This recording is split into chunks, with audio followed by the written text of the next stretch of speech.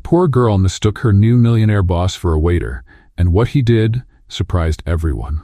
Before we start the story, tell us in the comments, what city are you watching from? Enjoy the story.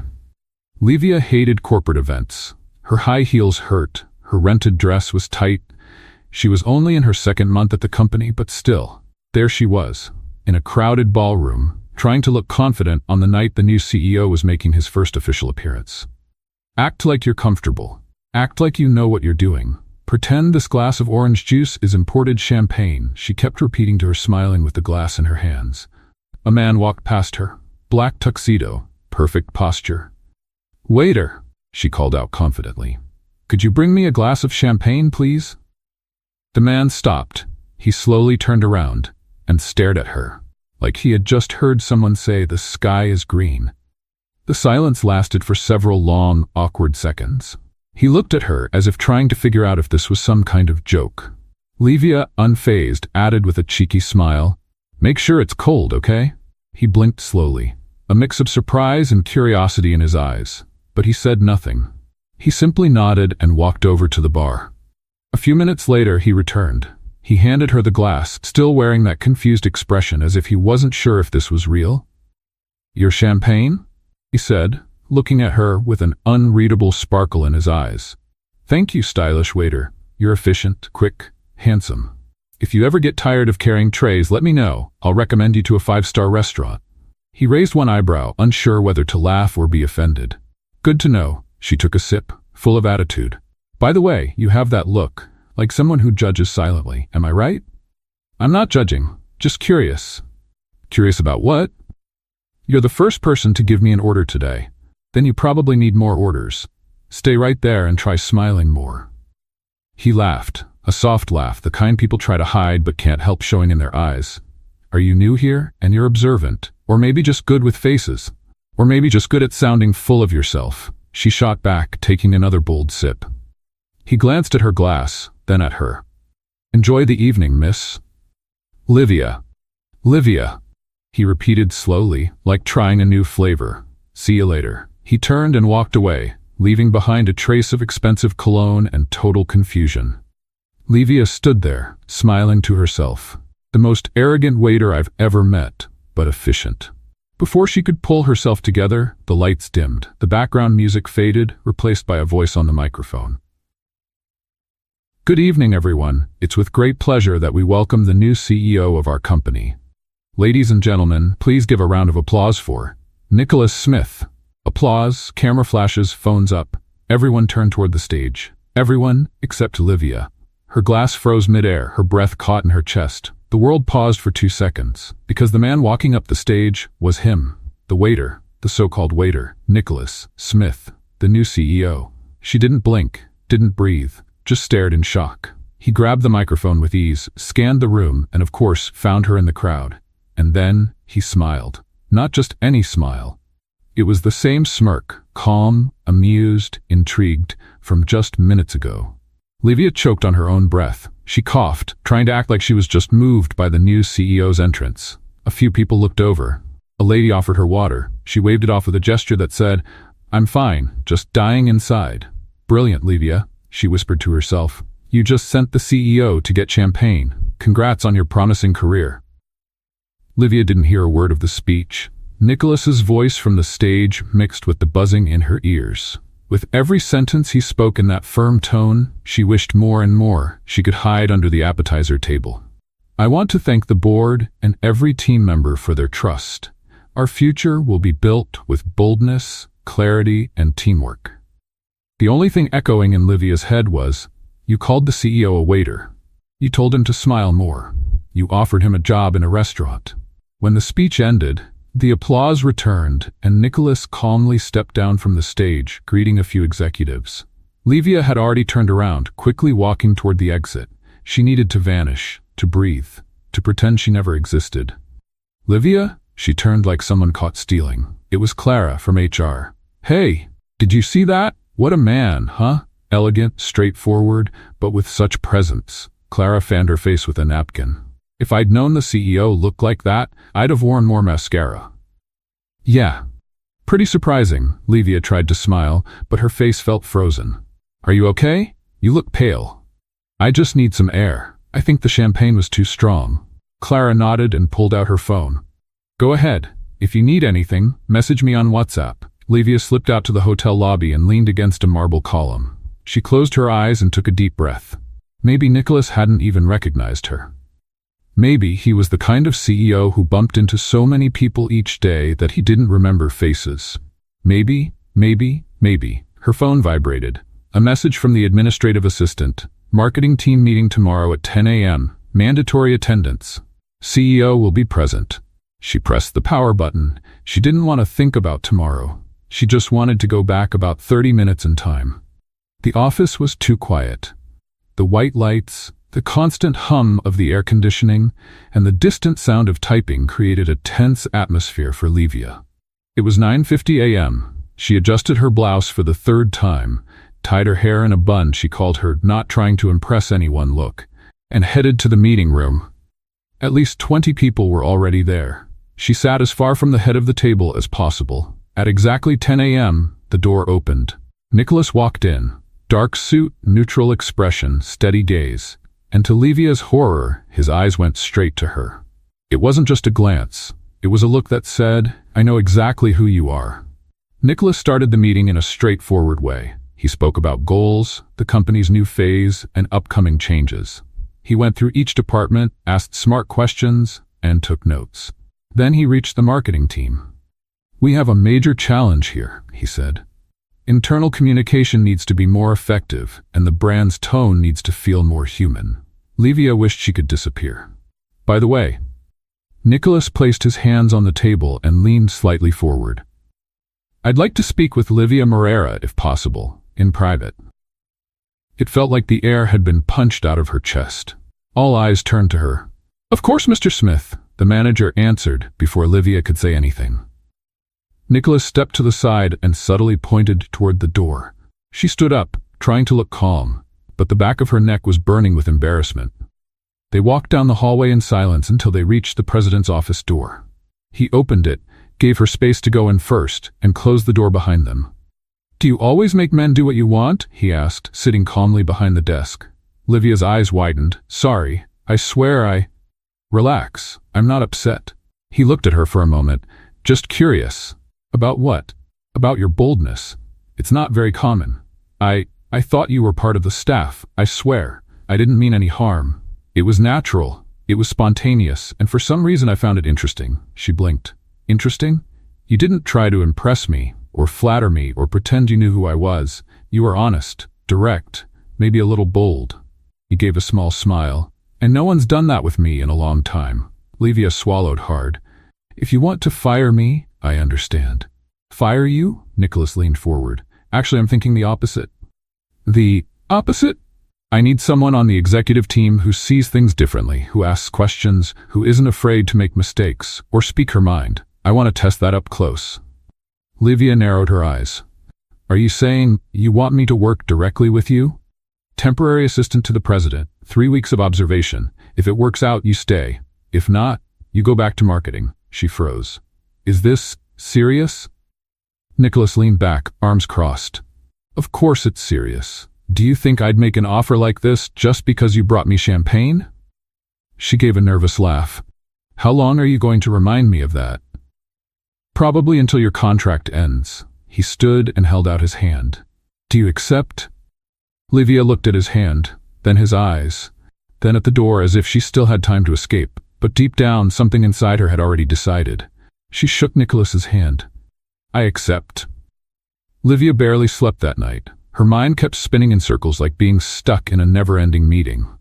In theory, getting invited to work directly with the CEO was a huge opportunity, but in practice, it meant spending hours next to Nicholas Smith, the man she had mistaken for a waiter. And maybe worse, the man who seemed to enjoy it. The next morning, she arrived at the office half an hour early. She was still trying to figure out whether this was a test, a challenge, or just some strange modern management idea. When she walked past the reception on the 17th floor, the secretary looked up and smiled. Good morning, Livia. Mr. Smith asked you to wait in the room next door. He's finishing a call. She nodded and walked into the room. A large desk, shelves full of documents, an elegant armchair, and a folder with her name on it sitting on the desk. She opened it. Inside were the week's schedule, ongoing projects, and a temporary badge with the word executive printed in large letters. It was real. She was reading the materials when she heard a voice behind her. "Did you sleep well, assistant?"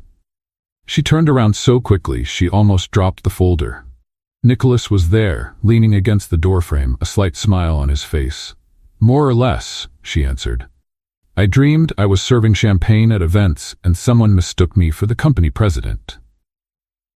"Interesting. I had a similar dream, except I was the one telling someone to smile more." Livia laughed and lowered her head. Nicholas walked over to the desk. "Here's what we'll do. Today, you're coming with me to everything. Meetings, visits, calls. Watch, take notes, and ask questions. I want to know how you see the company from the inside." "All right, you're going to need coffee. Lots of coffee." "I'm already in survival mode." He smiled. "Let's get started." The day flew by. Meetings with finance, alignment with legal, a video call with investors, and a surprise visit to the production area. Livia didn't even have time for lunch. But in the middle of all the exhaustion, she noticed something interesting. Nicholas was a demanding boss, yes, but surprisingly attentive. He noticed the details, listened more than he spoke, and knew exactly when to push and when to step back. And to her surprise, he made jokes, dry, clever ones, often directed at her. In the elevator, when they were alone between the 8th and 10th floors, he glanced at her notepad and asked, "You actually write things down by hand?" "It works better for me. Visual memory. Interesting. Rare. Old school. Just because I write by hand doesn't mean I'm from the Stone Age." "Of course not. But it kind of looks like it." She rolled her eyes. He smiled.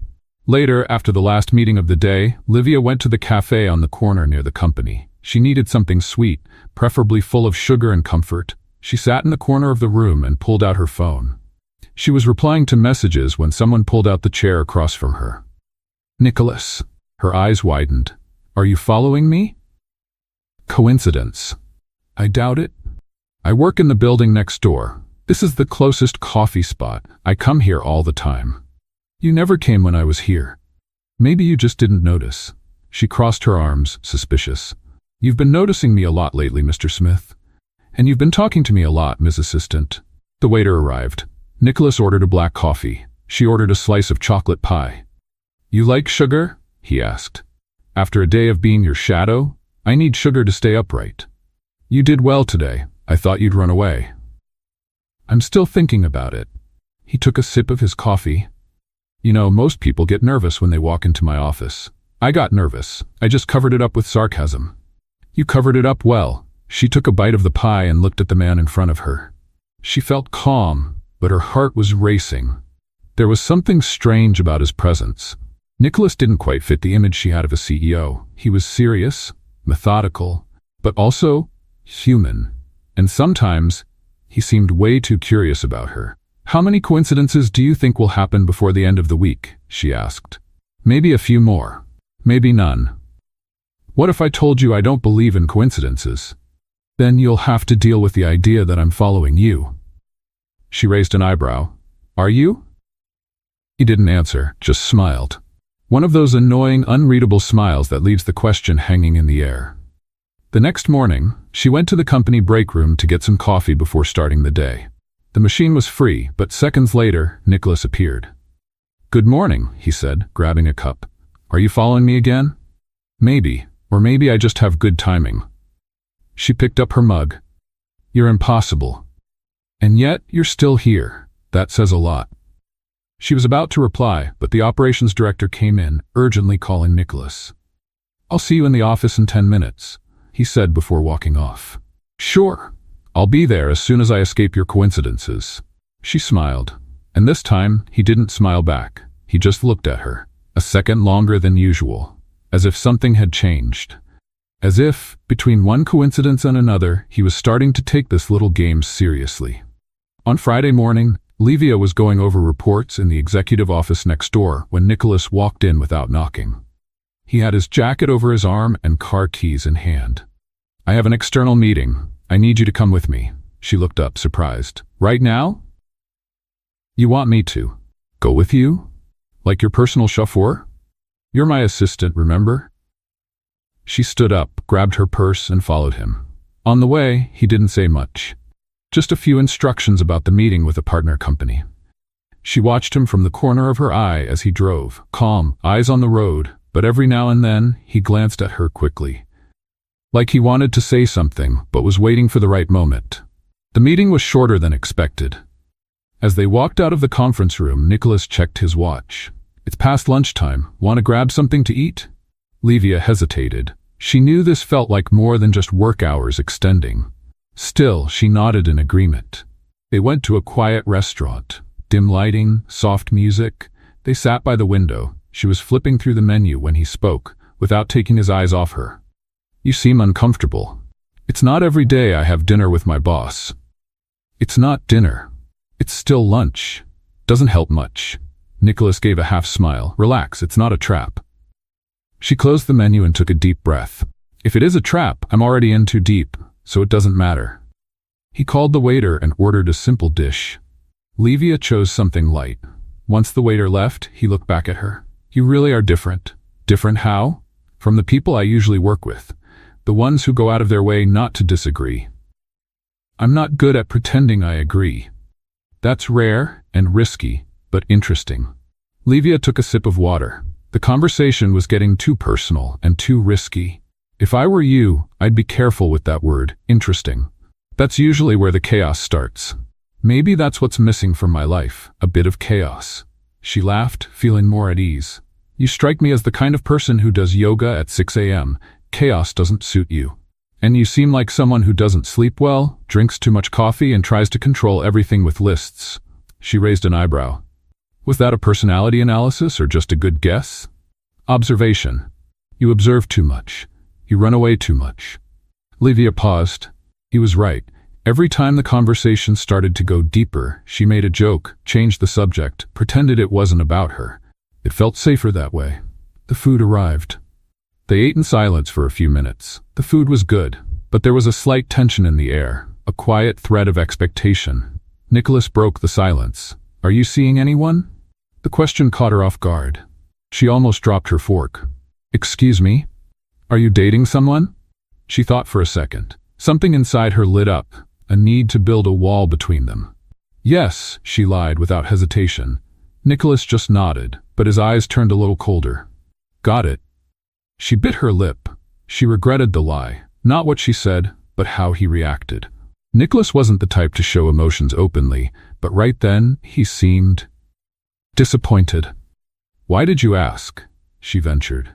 Because you seem like someone who's always keeping their distance, and sometimes I wonder if there's someone on the other side of the bridge, or if you're just afraid to cross. She swallowed hard. Do you always use bridge metaphors with employees, or am I special? You're special. The silence got heavier.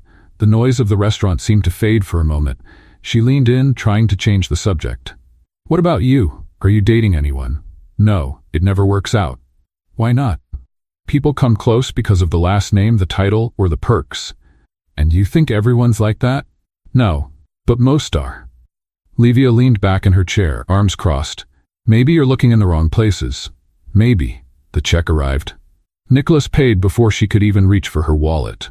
On the way back to the office, the silence felt more comfortable. She looked out the window. He drove with focus. When they parked, she slowly unbuckled her seatbelt. Thanks for lunch, or dinner, or whatever that was. It was a break. She laughed. A good break. Before she opened the car door, he spoke, without looking directly at her. If you ever want to cross that bridge, you don't have to lie about who's on the other side. She froze, felt her face warm up. She got out of the car, closed the door gently, and walked into the building. It wasn't until she reached the elevator that she realized she was still holding the restaurant napkin, crumpled in her hand like an important note. And for the first time since it all started, she asked herself, was he really asking about someone, or just wondering if there was still a place for him? Let's play a little game for those who only read the comments. Type pizza in the comments. Only those who made it this far will understand. Now let's get back to the story. On Monday, the company hallways seemed busier than usual. Livia could feel eyes glancing over her shoulder, whispers in the corners, and worst of all, poorly hidden smiles when she walked by. She tried convincing herself it was just in her head, but deep down, she knew exactly what was going on. The rumors had started. Did you see the two of them leave together on Friday? People say they had lunch at a fancy restaurant, just the two of them. She's new, right? Barely got here and already close to the CEO. The thing about rumors is that you don't need proof when people are ready to believe the worst. Early in the afternoon, while Livia was organizing documents for Nicholas's next meeting, the HR manager, Amanda Torres, walked into the office with confident steps and a smile as fake as cheap lipstick. "Good morning, Livia. Is Mr. Smith in?" "He's in a conference call, but I'll let him know as soon as he's available." Amanda ignored the answer and stepped closer to the desk. "I just came to congratulate you. You know, not everyone stands out so quickly." Livia kept a neutral expression. "Thank you. And especially with such an original method." "You've got talent, girl." Livia looked up. "Is there something you'd like to say, Amanda?" "I'm just observing. Like everyone else around here, be careful not to stumble on the stairs you climbed so fast." "Thanks for the concern. Don't worry, I know how to walk."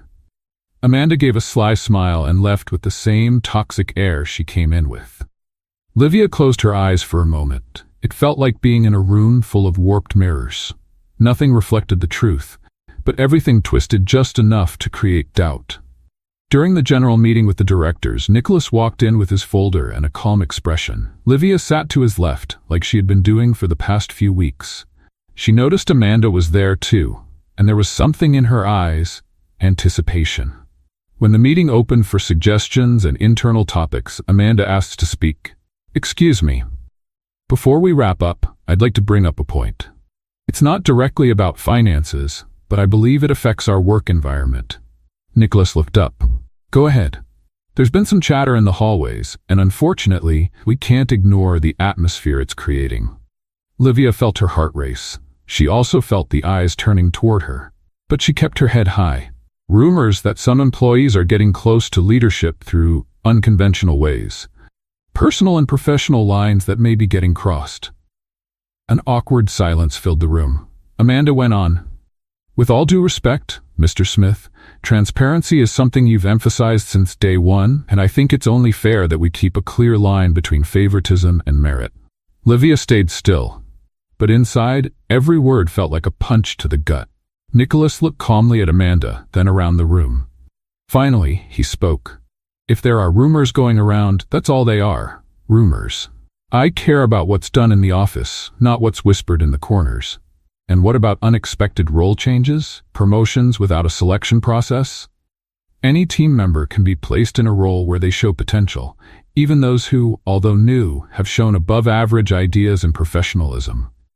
He looked directly at Livia. "And if anyone has concerns about this, my door is always open." Amanda didn't reply. She just crossed her arms and kept her posture. Nicholas turned to the group. "Any other questions?" No one said a word. The meeting ended.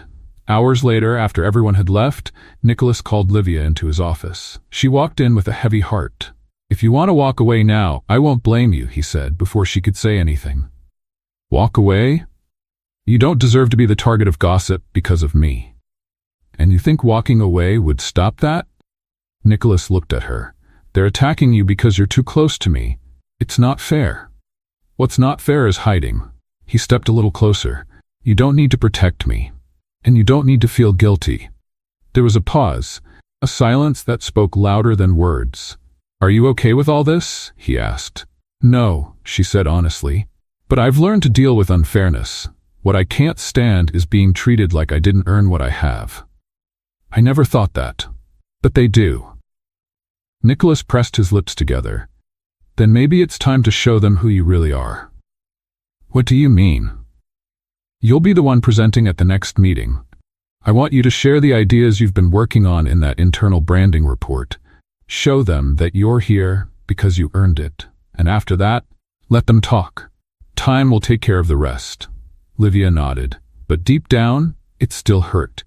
More than admitting it to him, it was hard to admit to herself just how much it all affected her.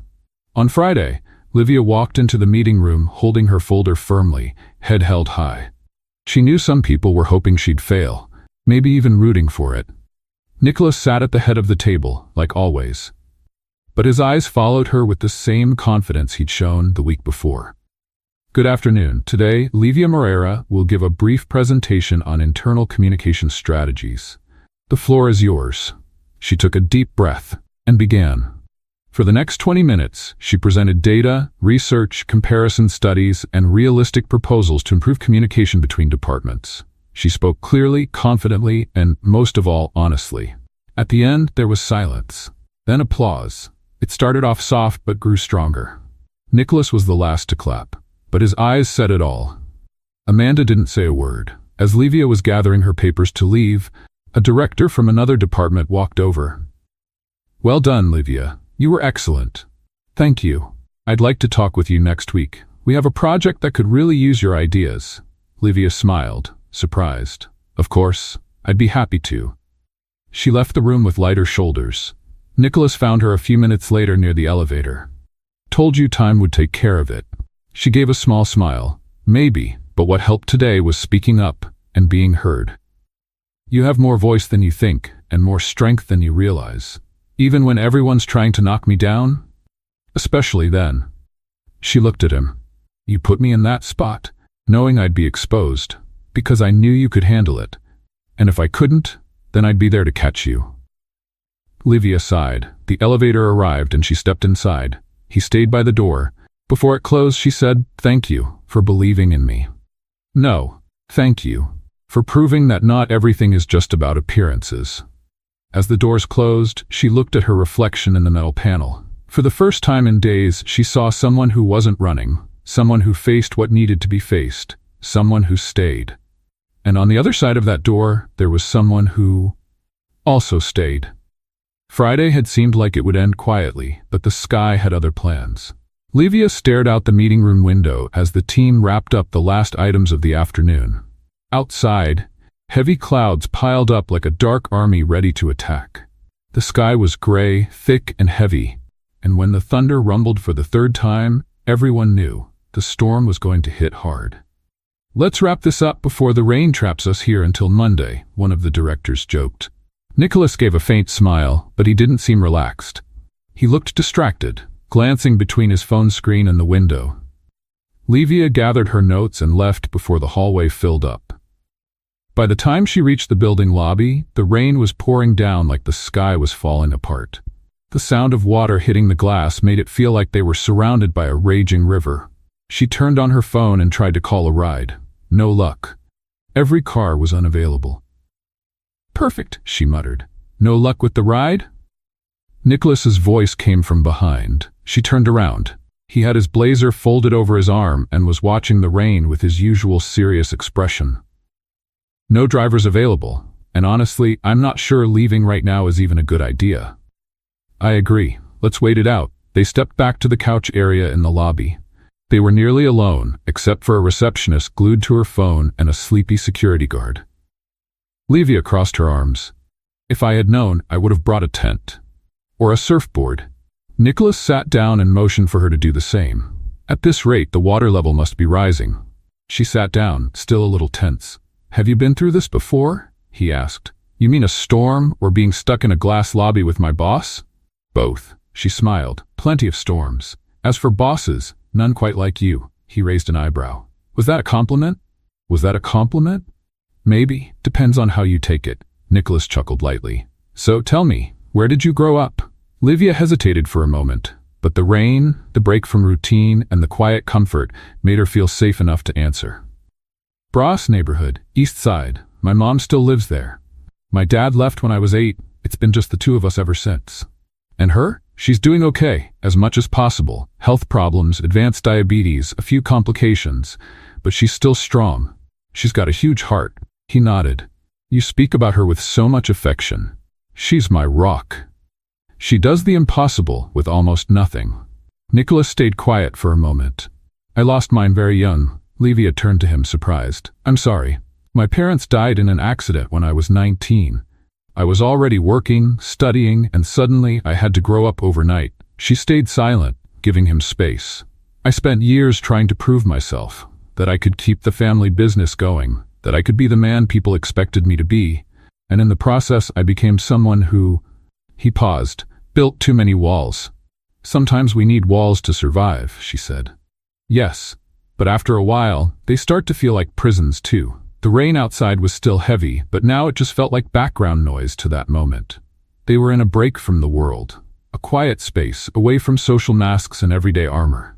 Nicholas leaned forward, resting his elbows on his knees. That's why I admire your courage. Courage? Facing a room full of executives just waiting to see you fail. Standing your ground. And walking out with more respect than you came in with. I was terrified. And you still did it. That's real courage. Livia felt a warm rush rise in her chest. He wasn't complimenting her performance. He was seeing deeper. And that scared her, but also touched her. A loud thunder shook the windows. She crossed her arms. I hate lightning, ever since I was a child. Come here. Nicholas took off his jacket and gently placed it over her shoulders. The gesture was so natural she didn't even have time to react. I'm okay, she said, even as goosebumps covered her arms. You're shaking. She held the fabric and lowered her head. Thank you. They sat in silence for a while. Then she asked, have you ever thought about leaving everything behind? Disappearing? Starting over from scratch? Many times, but I never had the courage. What if I told you I think about it every week? He smiled. I'd believe you. She looked at him. Their faces were closer now. The sound of the rain created a cocoon around them. There was an intensity in Nicholas's eyes that she had never seen before. Not in meetings, not even when he praised her work. This was different, more human, more personal. He gently touched her face, brushing a wet strand of hair from her forehead. You're stronger than you think, Livia. Her heart beat faster. You too. You just forgot. His hand slid to her shoulder. His face was just inches from hers. She could feel his breath. Feel the tension in the air tightening like an invisible thread pulling them closer.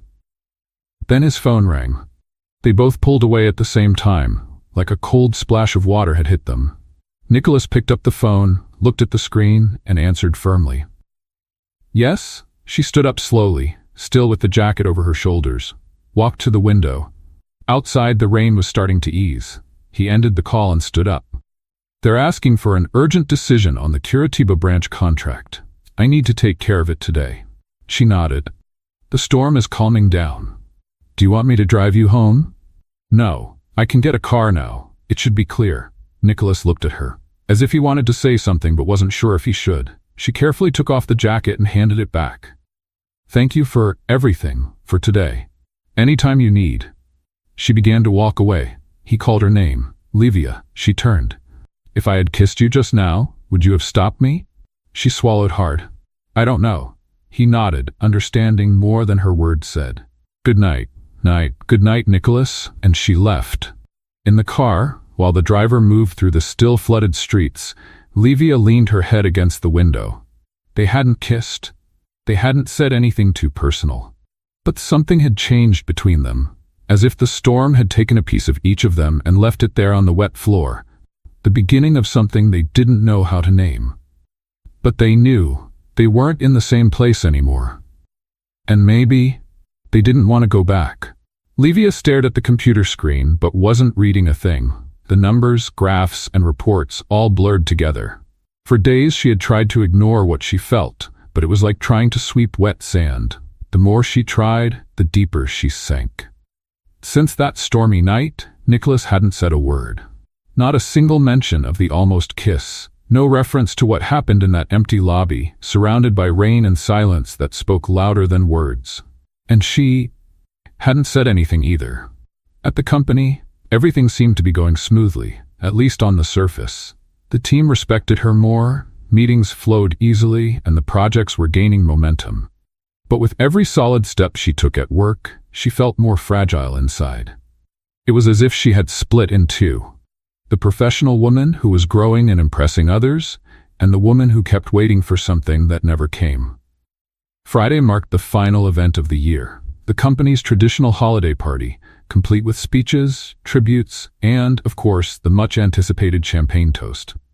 Livia had decided not to go. She spent the entire day rehearsing how she would hand in her resignation letter. She wrote it, rewrote it, and finally printed 2 copies. Not because she wanted to run away, but because she felt like staying there was starting to affect everything, even her own beliefs.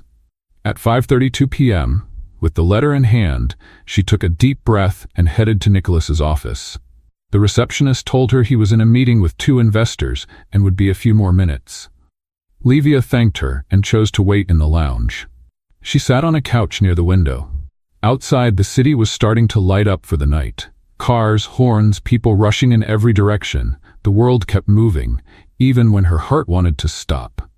She closed her eyes for a moment, planning to leave without saying goodbye. The familiar voice made her open her eyes.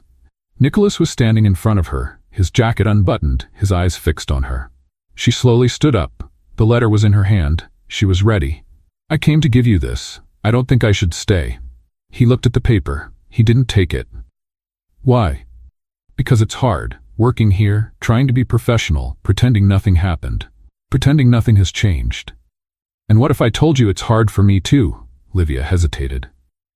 "That doesn't change what people think, and I'm tired of having to prove I belong here all the time. You don't have to prove anything. Not to me, not to anyone. But I need to prove to myself that I can walk away with dignity." "So that's it?" She held out the paper, without answering. Nicholas looked at the envelope, then at her. He didn't reach for it. "You mistook me for a waiter. Then you wanted me to be just that. Now you want to leave like I'm still only that guy." "Nicholas." "No, listen, I was patient, I was professional. I was the CEO you needed, but I was also the man hoping you'd see I wasn't just another boss in your life." Livia felt her heart beat faster. His words were sharp, but there was pain behind each one. "I did see it," she whispered. "Then why are you leaving?" "Because I care. And when we care too much, we get vulnerable. I never asked you to protect yourself from me. But I asked myself to." Silence. He took a deep breath and stepped closer. "If I asked you to stay, would you?" She looked into his eyes. There was so much there. So much truth, so much fear, so much hope. "I don't know." Nicholas took the envelope from her hands but didn't open it. "Then let's make a deal. Come to the party. Just that. No decisions, no letters, no goodbyes. And after that? Then you decide." The ballroom was full. Soft music played in the background. Servers moved around with trays, and guests toasted to the year's results. Livia wore a dark blue dress she had rented at the last minute. She hadn't planned to come, but she couldn't ignore Nicholas's request. Maybe it was fear, maybe it was hope. When she walked in, she felt the eyes on her, some surprised, others judging. But it didn't matter. She walked with confidence. Soon she found Clara, who pulled her toward the marketing team's table. "I thought you weren't coming." "So did I." "Nicholas is already here, but I don't think he's seen you yet." She nodded. She was there for him. She couldn't deny that, but she was also there for herself. A few minutes later, the host announced the start of the speeches. Nicholas was called to the stage. He walked up with his usual grace. But this time, there was something in his eyes. He was looking for someone in the crowd. "This year was challenging," he began, "but it was also a year of rebuilding. Not just in goals and results, but in values and connections." Livia felt his eyes find hers. Even with hundreds in the audience, she knew those words were for her. "And if I can leave one last thought with this wonderful team, it's this. Sometimes we misread people. Sometimes we judge too quickly. But if we have the courage to look beyond the surface, we might discover that some misunderstandings lead to the most meaningful discoveries." The crowd applauded. Livia's hands were trembling. Soon after, Nicholas stepped down and made his way through the guests. He walked toward her, and she turned before he even reached her. "Would you dance with me? Even after I tried to walk away? Especially because you did." She smiled, and the two of them walked to the center of the room. The music was slow. The steps were simple. But the silence between them was full of everything they hadn't said yet. "Do you still want me to stay?" she asked. "I want you to decide for yourself, but yes, I do." "What if I make a mistake? Then we'll fix it together." She rested her head on his shoulder. For the first time in a long while, she felt light. The song ended. Nicholas picked up 2 glasses of champagne and handed her one. "A toast," he said. "To what?" He raised his glass. "To the mistake that turned into a meeting. To the confusion that became a path. To the beginning that felt like a mistake, But maybe it's just the right start. She smiled. To the stylish waiter. And to the woman who wasn't afraid to speak her mind. Their glasses touched. The sound of crystal echoed like a period. Or maybe a new beginning. The first day of the new year arrived with a clear sky and a soft breeze. The city, still sleepy after the celebrations, seemed to breathe more calmly. Livia woke up early, but wasn't in a rush. She made some coffee, turned on some music, and sat by the window for a few minutes, watching the slow movement outside. Her phone buzzed with Happy New Year messages, but she ignored them for now. Not because she didn't care, but because that day she needed to hear herself before hearing the world. It had been exactly a week since the dance. A week since Nicholas' speech, since the dancing, since the toast that seemed to seal everything. And still, nothing had been decided. Livia hadn't handed in her resignation letter, but she hadn't gone back to the company either. She asked for some time. She needed to think, and Nicholas understood. He didn't call, didn't pressure her, didn't show up. It was as if they both understood, without saying a word, that this time was necessary. But now, with the city waking up, the time to decide had come. At 10 a.m., she left the house with steady steps. She walked to a small coffee shop, hidden between two old stores. She sat at a table in the back and ordered the usual, cappuccino with cinnamon. She pulled out a notebook she'd carried since college and began to write. Not a list of goals, not pros and cons, but a letter to herself. Livia, you made it here. Through falls, stumbles, and so many new starts. Now it's time to ask yourself, honestly, what do you want? Not what people expect. Not what seems logical. What do you really want? She wrote for almost half an hour. Then she closed the notebook and looked at her cup. There was still a little coffee left, already lukewarm. She smiled. She knew the answer.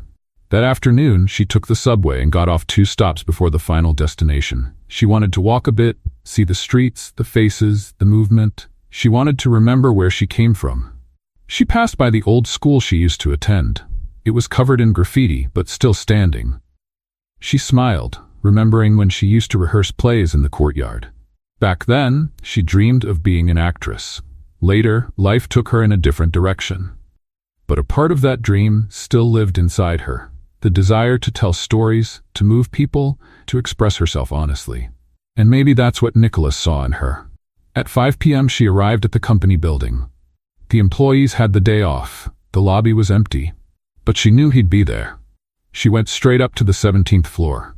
When the elevator doors opened, her heart raced. It wasn't fear. It was certainty. She knocked on his office door and walked in without waiting.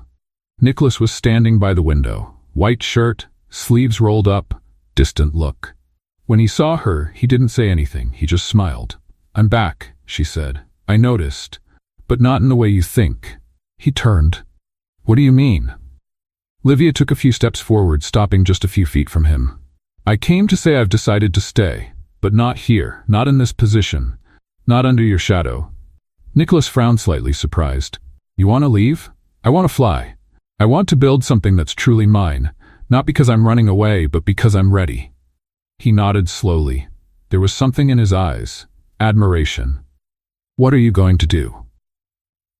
"I accepted an offer to lead a community media project. I'll be heading a program that brings together young people from low-income neighborhoods with workshops in writing, theater, and video. It's not the highest position, and it's not the biggest paycheck, but it's real." Nicholas smiled, genuinely. "That suits you. I've learned a lot here, from you. From everything I've lived through, but I've also learned how to listen to myself, and my voice is calling out for something new. I'm proud of you. Thank you." Silence. "So does that mean we're also over?" he asked directly. She took a deep breath. It doesn't have to end, but it doesn't have to begin the wrong way either. What would the right way be? When it's not boss and employee, when it's just Nicholas and Livia. 2 people, 2 choices, 2 paths that cross because they want to, not because they have to. He stepped a little closer. "I want to see you happy, even if it's from a distance. But if I could choose, I'd rather be by your side. Then find me later on. When everything is clearer, when it's not about running or impulse, but a real decision." Nicholas nodded. There was understanding in his eyes and a kind of respect that said everything. "I'll wait. Gladly. I'll come back. For sure." She smiled. He smiled too. They didn't kiss, they didn't make promises. They just looked at each other, knowing this wasn't the end. This was a new beginning. 2 months later, Livia was running through the backstage area of the small community theater in Jardim Alvorada. It was the first show put on by the kids in the project. The chairs were full, the parents emotional, and the students nervous. Wearing jeans, a t-shirt, and a simple name badge, she felt more important there than in any boardroom meeting. Behind the curtain, a 12-year-old girl was shaking with fear. "I can't do it, teacher. I'll forget everything." Livia knelt in front of her. "You've prepared. You know your lines. And even if you make a mistake, the most beautiful part is trying. You know why? Why? Because courage isn't about not being afraid. It's about doing it even when you're afraid." The girl smiled. She went on stage, and she nailed it. Livia wiped her eyes and sat at the side of the stage. She watched every line, every laugh, every round of applause. At the end of the performance, she went on stage and called all the students. "Today, you showed the world the strength inside each of you. This proves you can go anywhere you want. Never let anyone tell you otherwise." The audience gave them a standing ovation. Backstage, someone tapped her shoulder. She turned and froze. Nicholas, jeans, an open-collar shirt, and a shy smile. "They told me you were working miracles around here." She laughed, surprised. "What are you doing here?" "Dropping off an emotional performance report. Was it approved?" "With honors." She hugged him, a long, sincere hug. "You've changed," she said. "So have you." She took a step back. "How did you hear about the event?" "Clara. She told me you were running a project here, said you were shining more than ever. And what did you think?" "That she was right." "And the company? It's doing fine, but I think I missed my assistant. That position doesn't exist anymore. I'm now the youth talent coordinator." "Really?" he joked. "Any openings for a handsome, stubborn guy who's a part-time CEO?" "Maybe, if he's humble enough to start from scratch." Nicholas smiled. "I am. And I've got courage too, even when I'm scared." She stayed quiet for a moment, then held out her hand. "Welcome, Nicholas, to my world." He took her hand, and this time there were no barriers. The kiss came naturally, like the reunion of two people who were never meant to say goodbye. Livia felt finally at home, not at a fixed address, but in a place within herself, a place where love wasn't a prison. It was a choice, and she had chosen. Nicholas showed up at the project more often than Livia expected. The first time, she thought it was just a kind visit. The second, she thought he was being polite. But by the third time, when he showed up carrying costume boxes and left covered in paint after helping the teens with the set, she understood he wasn't there out of obligation. He wanted to be there. "You know you don't have to do all this, right?" she said, folding sheets they were using as curtains. "I know, but I like it." "You, Nicholas Smith, like painting walls and moving chairs?" "I like seeing you like this," he answered, without hiding it. She laughed, but her cheeks turned red. After that night at the theater, the kiss and the reunion started a new chapter for the two of them. There was no rush, no big promises, but there was presence, support. A feeling that was growing slowly, like something planted with care. Nicholas, outside the company, was different. Still serious sometimes, but his smiles were lighter. He laughed more. He had this charming way of being amazed by small things, like a child performing Shakespeare or an 8-year-old boy reciting a poem full of made-up words. One afternoon, Clara came by the project to do a piece for the company's internal newsletter. Livia showed her around, proud. "You know you've become a legend, right?" Clara said. "Me?" The assistant who shook up the CEO and then walked out the front door. "Everyone admires you now." Livia gave a modest smile. "I just did what I had to do. And now you're back to shake his heart again? This time is different. I came back for me, and if he wants to come along, great. If not, I'm still whole." Clara hugged her. "I'm so proud of you." Meanwhile, Nicholas was in the courtyard, trying to set up a scene with two boys arguing about where to hang a paper star. "But it can't be crooked," one shouted. "If it's not crooked, it's boring," the other replied. Standing between them, Nicholas just said, "I think we can have a slightly rebellious star. How about that?" Livia watched the scene from a distance, her heart feeling light. On weekends, the two of them would meet outside the project setting. They went to cafes, bookstores, and sometimes just walked quietly through the city. On one of those walks, Nicholas stopped in front of an old building downtown. This is where my parents opened the family's first store. Is it still open? No, it's a snack bar now.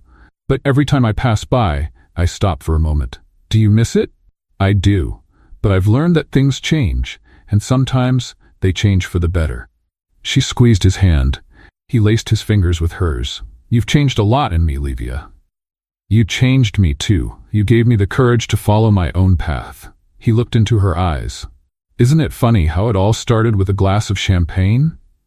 She laughed. And with you thinking I was the waiter. No, with you thinking I was. She burst out laughing.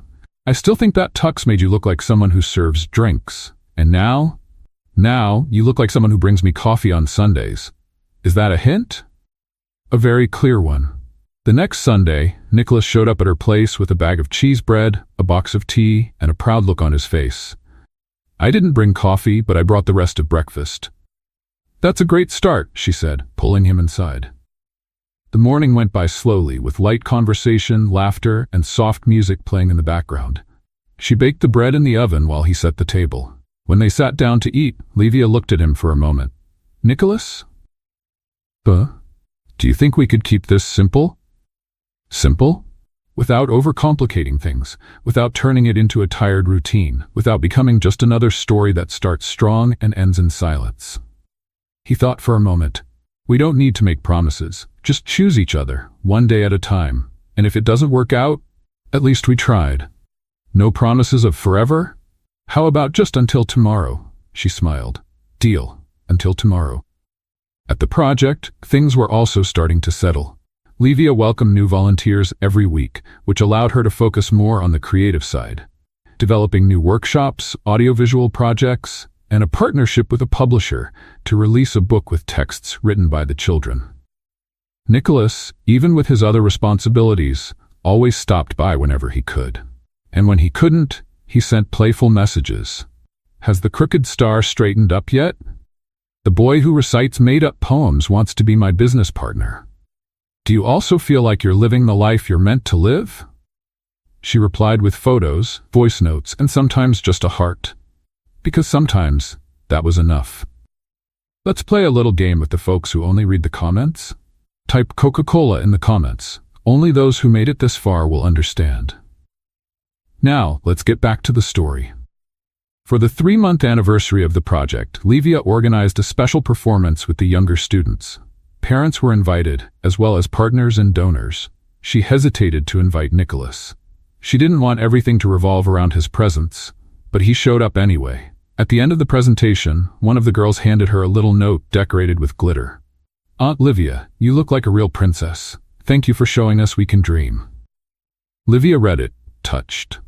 As she left the stage, she found Nicholas waiting by the exit. Did you read the note? She nodded. You deserve to hear that every day. Not every day is easy. But the ones that are, make up for the rest. She stepped closer. Have you ever thought about making a real change? A change? Leaving that company, doing something more human. You mean join you here? Not right away, but one day, if you want. He smiled. I think about it every day, but I want to be sure that when I do it, it's not just for you. It has to be for me too. Fair enough. In the meantime, can I keep painting walls and bringing cheese bread? And holding my hand if you want. Always. One Saturday afternoon, while they watched the students painting backdrops for the next play, Nicholas turned to her. Can I tell you a secret? Of course. The day you asked me for champagne, I was tired, annoyed, and feeling like that company was going to swallow me whole. And I was just one more headache? You were the only thing that made me laugh that day. Livia went quiet. And ever since then, he continued, every time I think about giving up, I remember the way you looked at me and said, You're impossible. She laughed, because you are. But even so, you stayed. And so did you. He stepped closer and rested his forehead against hers. I'm glad I wasn't just another waiter to you. I'm glad you weren't just another boss to me. The sun was setting behind the buildings. Children were laughing and running in the background. The city was alive, full of energy. And right there in that simple moment, they both knew. They had found something rare. Something that came from the unexpected, but that now felt completely real. It was a quiet Sunday morning when Livia woke up to sunlight coming through the curtains and Nicholas's voice coming from the kitchen. "Coffee or tea?" he asked, not looking. "And before you say anything, yes, I'm trying to get your cappuccino just right." "Cappuccino with cinnamon," she replied, sitting on the couch. "If you mess up the cinnamon, I'm canceling the contract." "What contract?" "The one where you get my attention for an undetermined amount of time." Nicholas laughed and walked over with the cup, putting on a dramatic air. "I hope I passed Miss Livia's inspection." She took the cup, had a sip, and pretended to think. "I'd give it an 8, but I'll keep the contract out of respect for your effort." "That's the highest I've ever scored." "Am I going up in your personal stock market?" A slight increase. Things had become naturally light between them. They didn't need to fill every silence with words. Sometimes, just being in the same room was enough. Other times, sharing a cup was all it took. But that morning felt different. There was a subtle weight hanging between the light phrases. Livia noticed it first. Nicholas seemed restless. He fidgeted with the silverware, ran his hand through his hair too often, and avoided looking at her for more than a second or two. "Did something happen?" He hesitated, then carefully set the napkin on the table. "I got an offer." She slowly swallowed her sip of cappuccino. "An offer for what?" "Business expansion. An international project. 3 years in New York." The silence between them grew heavier. She looked at him, trying to understand all that was behind such a simple sentence. "Are you going to accept it?" "I haven't decided yet. But it's a big opportunity." She nodded, tried to smile, but her face stiffened. "Of course. It really is." Nicholas picked up the cup and turned it in his hands. "I don't want this to change what we have, but I also don't know what we have means if I'm in another country." She took a deep breath. "Nicholas, we never made promises, remember? It was always until tomorrow." "I know, but I want there to be many tomorrows. And what if there are? Even with you far away. Do you think you could handle that?" "I don't know." The honesty cut deeper than any silence. She leaned forward, elbows on her knees, head down. "Why are you telling me this now?" "Because I don't want you to find out from the media, and because your opinion matters." She closed her eyes for a second. "I want you to accept it if that's what you really want, not for me, for you. And if what I want is to stay, then stay, but do it for yourself too." He moved closer, sat down beside her. "Livia, I love you." She didn't answer right away. She looked at him, at those eyes that always seemed so sure but now just looked human. "I love you too, Nicholas. But love won't stop time or distance from doing what they do. If you go, it'll be hard. If you stay, maybe it will too. And if nothing works out, at least we were honest until the end." Nicholas nodded. "I just don't want you to feel like you're being left behind." "I'm not. I'm walking at my own pace." In the days that followed, the topic didn't come up again. Nicholas kept helping with the project, but less and less. The company meetings started picking up again. Livia gave him space. She kept creating, leading, and smiling. But deep inside, she already felt the thread of separation being stitched, one careful stitch at a time. On a Thursday night, she was organizing the scripts for the new play. She was in the small office when Clara walked in with a bag of snacks and a curious look. "Okay, you're going to tell me now, or I'm stuffing you with cheese puffs." "Tell you what?" "Nicholas." I saw his face during rehearsal. It looked like one last look before leaving. Livia bit her pen cap. "He got an offer. New York." "Wow. 3 years. Are you going with him?" "No. And he didn't even ask." "Do you want him to stay?" "I want him to choose to stay. I don't want to be the reason someone feels stuck." Clara nodded. "And if he goes?" "I keep going, and if he comes back, we'll see." "You're really strong. It's not strength, it's survival." The next weekend, Nicholas showed up at the theater with 2 cardboard boxes. "These are the first book donations from our partner publisher. Thought I'd bring them myself before the post office lost them." "I thought you'd already be in New York," she said, half smiling. "Not yet, but maybe I'm on my way." She nodded. Didn't insist. "Would you like to watch a rehearsal?" "Sure." They sat in the last row. The children were rehearsing a reconciliation scene written by one of the shyest students. One of the characters said, "I left because I thought the world was bigger than you, but I found out the world without you was smaller than anything." Livia felt her stomach turn. Nicholas did too. When the rehearsal ended, both remained silent. "That line," he began, "was written by Matthias, 11 years old. He had never written anything before. He knows what he's talking about. Kids always do." Nicholas took her hand. "I haven't left yet. The transfer was postponed. But the decision is still here," he said, touching his chest. "And have you made your choice?"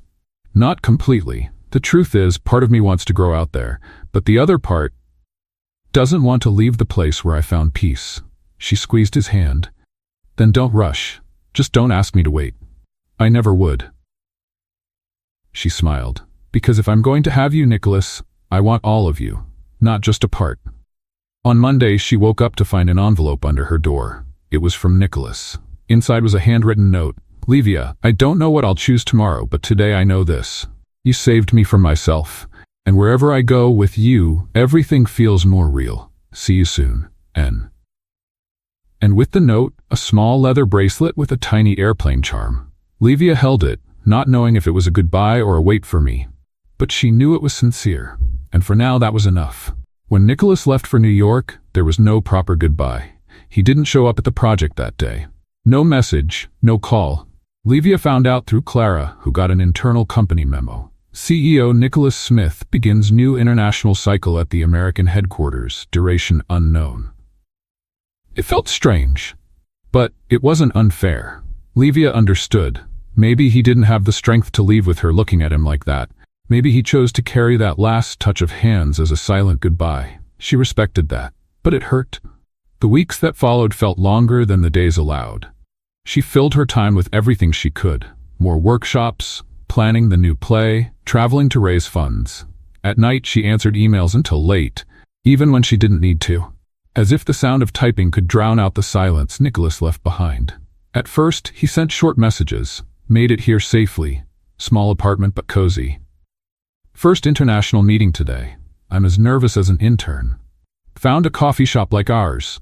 Almost ordered cappuccino with cinnamon." She replied carefully, afraid of sounding like she was expecting too much. But slowly, the messages faded, first once a day, then once a week, until they stopped. Not because of a fight. Not because the feelings were gone. But because sometimes life pushes people in different directions. And what once felt so strong starts to fade with time. Livia didn't push. She respected the silence the way one respects a season that arrives without warning.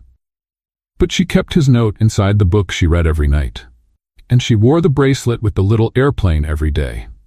One afternoon, she sat in the project's cafeteria next to a new volunteer. Marcelo, a history teacher with a kind smile and a calm voice. "Have you ever had someone change your life just by being in it?" he asked as they shared a piece of cornbread cake.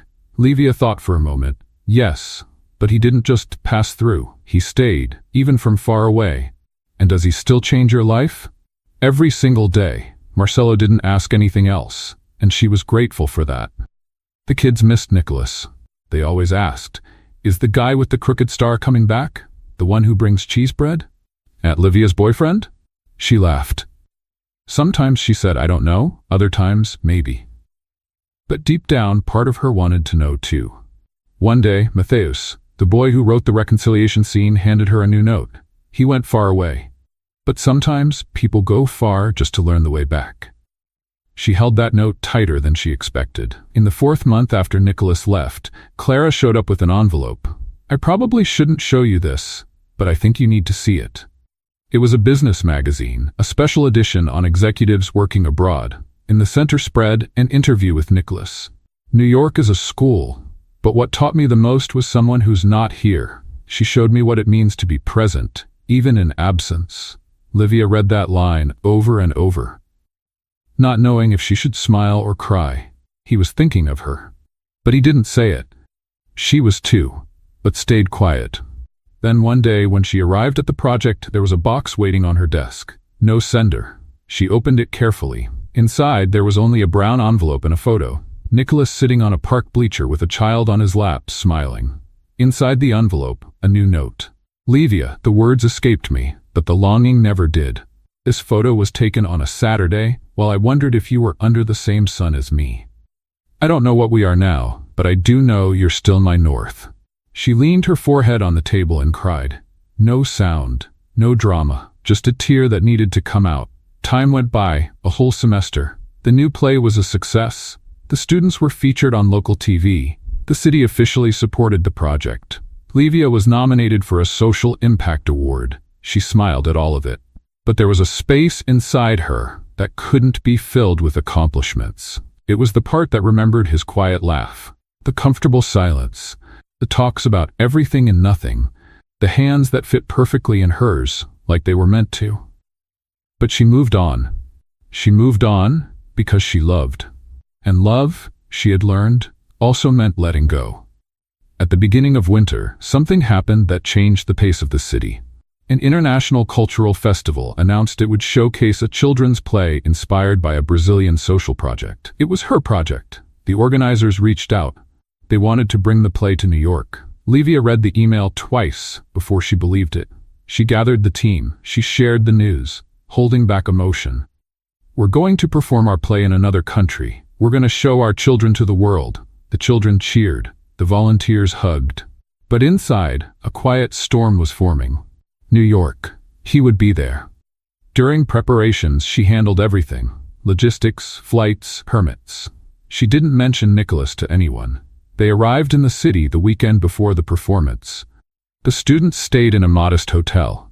She shared a room with Clara. On the night before the show, while organizing costumes, Clara asked, "Are you going to look for him?" Livia replied without looking, "I don't know if I should.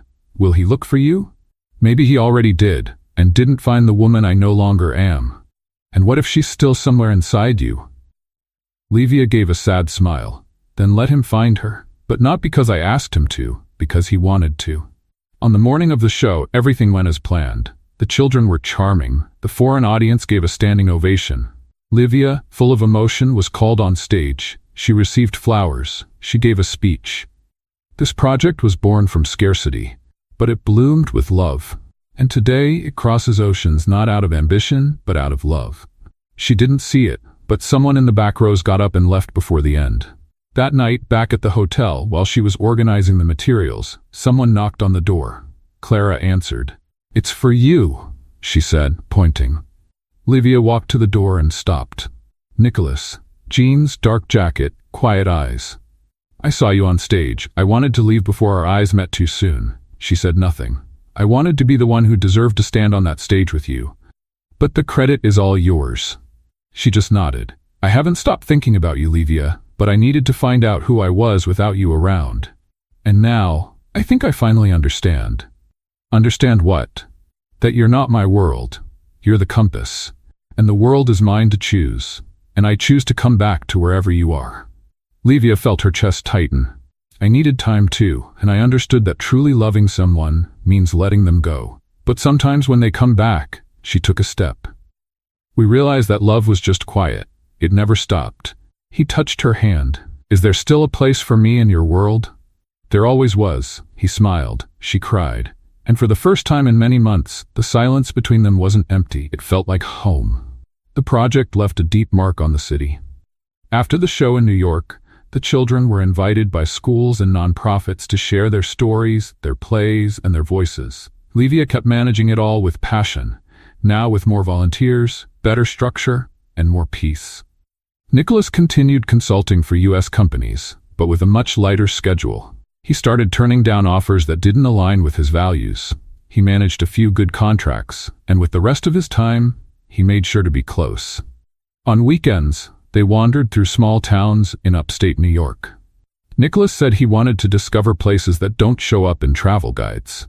Livia said, deep down, he just wanted excuses to eat apple pie from farmers markets. They laughed about that. They laughed about everything. They laughed with each other, and that made everything feel lighter. But on that particular Saturday, Nicholas was acting differently. "Trust me, Livia. It's just a walk." "Nicholas Smith, you once took me to paint a wall, calling it an art picnic. I have reasons to be suspicious. But you painted the most beautiful star I've ever seen. It was crooked, but unique." She laughed, but agreed. In the car, he gently placed a blindfold over her eyes. "This isn't a kidnapping, I promise. If it's somewhere with coffee, I won't report it. It'll have more than that." When they stopped, Nicholas slowly removed the blindfold. The scene looked like a movie. A flower field overlooking a calm lake, lights hanging from the trees, cushions under a white canopy, and 2 champagne glasses on a small rustic wooden table. Photos of the 2 of them were hanging on strings, forming a delicate and fun timeline, from the champagne request to their last hug at the theater. Livia blinked several times. "Nicholas, what is this?" He didn't answer. He took her hand, walked to the center of the lawn, and knelt down. Livia covered her mouth with her hands, her eyes filled with tears. "I've waited so long for this moment, and now I want it to last forever," he said. "I can't believe this. Livia Martins, you came into my life turning everything upside down, including my identity. And after that, you taught me that love isn't about certainty, it's about choice." She was already laughing through tears. "You taught me that I can let go of control and still feel whole, that I can be the CEO of my heart, but only if you're my partner in this story." She shook her head, emotional. "So I ask you with everything I am, will you marry me?" He opened the box. The ring was simple, with a little star-shaped stone. "Yes, the crooked star." "Nicholas, are you serious?" "It's the most crooked and beautiful star I could find." She knelt too and hugged him tight. "Of course I will. I want to, now, tomorrow, and forever." He spun her around on the grass, laughing. She knocked over a cushion, almost fell on the table, and they laughed more than they cried. "But only on one condition," she said. "What is it?" "That you keep serving me champagne, even when we're 80. Deal." The wedding was held at a vineyard in the Finger Lakes region, known for its sweet wines and green fields overlooking the lake. The day was cool, the sky clear, the breeze light.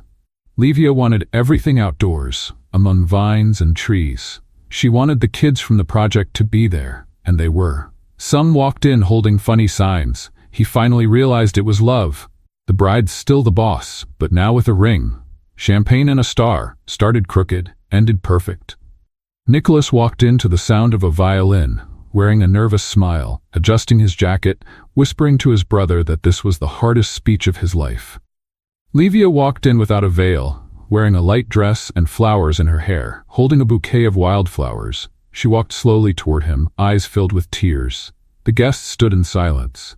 When she reached him, Nicholas whispered, "I love you." She smiled and replied, "I love you too. Now hush before I start crying." The ceremony was led by one of the teachers from the project who said, "This union began by chance, but grew with purpose. They chose love every day, even on the quiet ones. That's rare. That's real." Then came the vows. Nicholas went first. "Livia, you taught me to laugh at myself, to respect my silences, and to turn fear into bridges. With you, I learned that life doesn't need to be a perfect spreadsheet. It can be a play full of improvisation and still be the most beautiful of all." She wiped her eyes. "Nicholas, you showed me that even CEOs have hearts, that even the most logical man can learn to feel deeply. With you, I discovered that love can be home, and that my home always had your name on the door, even when you were far away." They exchanged rings to applause, and at the end, they toasted with, of course, champagne. At the reception, Nicholas planned a surprise, a small stage where the children performed a scene about a boss in disguise who falls in love with a brave heroine. It was hilarious, sweet, and full of references everyone understood. Livia laughed the whole time.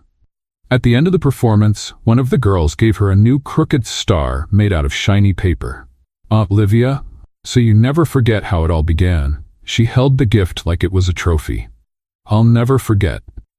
Later that night, after dancing, laughing, and crying once more, Nicholas pulled Livia outside the venue. "Come with me." They walked to the edge of the lake at the vineyard, where floating lights shimmered on the water. It was quiet. Only the sound of leaves and the breeze. "Remember when you said you were strong enough to let someone go if it had to be that way?" "I remember. I came back, but only because I realized there's no peace without you. And now I want to stay. Really stay." She squeezed his hand. "Then let's stay. With each other. And with ourselves too." He pulled her into a hug. "Do you still want a CEO, or would you rather have a clumsy man in love who still mixes up the entrance doors at parties? I want someone who can find me even with his eyes covered." "Then that's who you've got." They kissed right there, under the clear sky. And in the background, one of the kids shouted, "Hey, if you kiss any harder, that crooked star will fly away."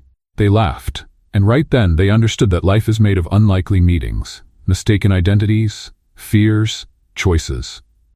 What did you think of Nicholas and Livia's story? Leave your thoughts in the comments. From 0 to 10, what would you rate this story? Subscribe to the channel and turn on notifications to keep up with all our stories. And take a moment to watch more touching stories by clicking here on the end screen.